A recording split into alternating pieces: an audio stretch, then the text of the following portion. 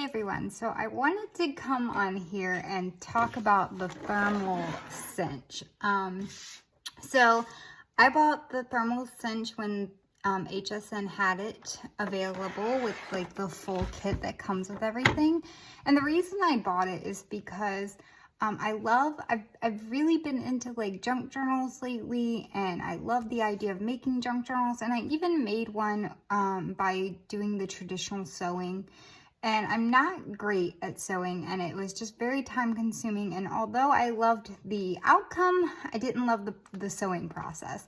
So I thought the thermal cinch would be a really great solution to that.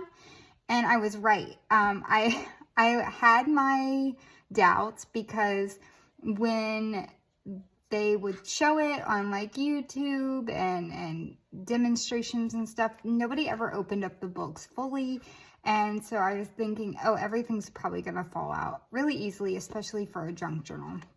But I was pleasantly surprised, and I figured I'd come on here and share my little junk journal that I made using the thermal cinch, because I haven't seen anybody do a video like this yet. And I know that's what I was most curious about, was can you do mini albums with it? Can you do junk journals with it? Or is it just a notebook maker, you know? So honestly, I loved the process. It definitely didn't come out perfect, but I think that was more based on user error rather than the machine itself. So I'll show you my little junk journal that I made. I used this old book. It's called Blow Wind Blow, but I ended up covering part of the title. I believe it's from the 1960s. And in fact, you'll see Jodi's name throughout. It looks like she got this book in June 16, 1969. And you'll see that she scribbled her name here and there. And I just kind of kept that in because that's part of the junk journalness. So like I said, I did use the thermal cinch. So I didn't make it super thick. I definitely could have made it a lot thicker. But where this was a first time junk journal for me with the thermal cinch, I didn't want to push it. And honestly, I could have made it so much chunkier. So I used the little binding strips that the kit came with, and you can see that in here, but I just covered it with fabric after everything was bound together. So opening it up, there's the title page. I didn't cover the title page. I did end up having to add this fabric because like I said, sorry, there's like a little hair. I don't know if that belongs to me or the cat. So like I said, I could have made it a lot chunkier. So there was this awkward gap right here. Again, user error, not the thermal cinch error. So I just added some fabric to cover that awkward gap up. And then there's Jodi's name.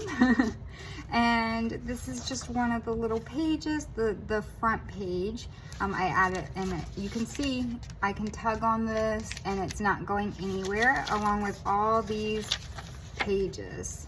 They're not going anywhere. And yes, you can open them all the way just like a regular book, so I love that. So I just added in this little paper bag, some journaling paper, and some cardstock. And I kept the story intact. And there's some more pattern paper. I added some fabric trim on some of the pages. Some of the pages have blank white backgrounds for the other side, and that's okay. I'll do plenty of journaling in there. Some more journaling paper, some doilies, and again, kept keeping the storyline kind of intact. And you'll see the pattern throughout the book. It's always like the storybook, and then some journaling paper and some pattern paper. I have a little index flashcard type of thing, some more journaling paper. I added a little tag in with some fabric. And yeah, see how it opens up, how well it opens up. Now this is the only one that gave me a little trouble. You can see it's kind of starting to separate right here. Again, that is more user error. I just didn't make sure that this was pushed all the way down so it didn't touch the glue fully, but that's okay. So I added a little button, this cute little mustache. Just more pattern papers. Any of the white backgrounds, I tried to add just a little something just to give it a little bit of more interest and make it more fun to journal in. Some of them I left blank. More doilies, pattern papers. I tried to match the pattern papers to the storybook the best I could, but honestly, I didn't like go in with like a collection. I just use my scraps because it's a great way to get through scraps. Here we go.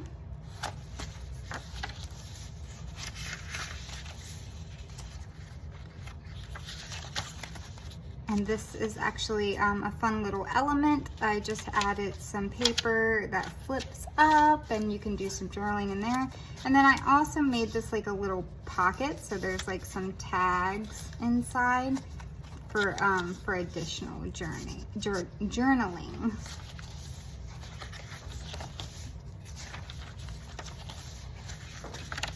And so just see how well it's holding up, and you know, you can open it all the way. I was honestly really surprised that this worked out. I didn't expect to be able to do junk journals with the thermal cinch. That was the main reason I bought it, but did I expect it to work? No. And I am very impressed. There's Jody's name again.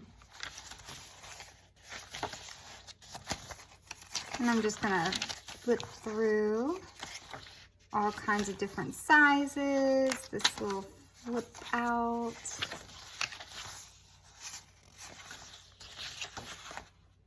Added some fabric.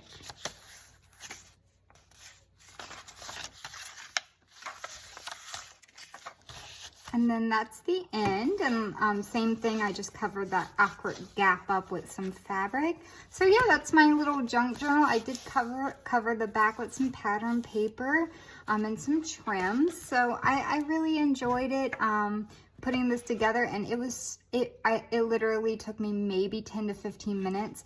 After I got all the papers together and sorted the way I wanted them, the thermal cinch part took about 2 minutes to glue everything together with the machine, and then you wait 5 minutes and then you have a full junk journal. So that really beats the whole sewing process for me. So I hope this video was helpful and I hope you enjoyed it. Thank you for watching. Bye.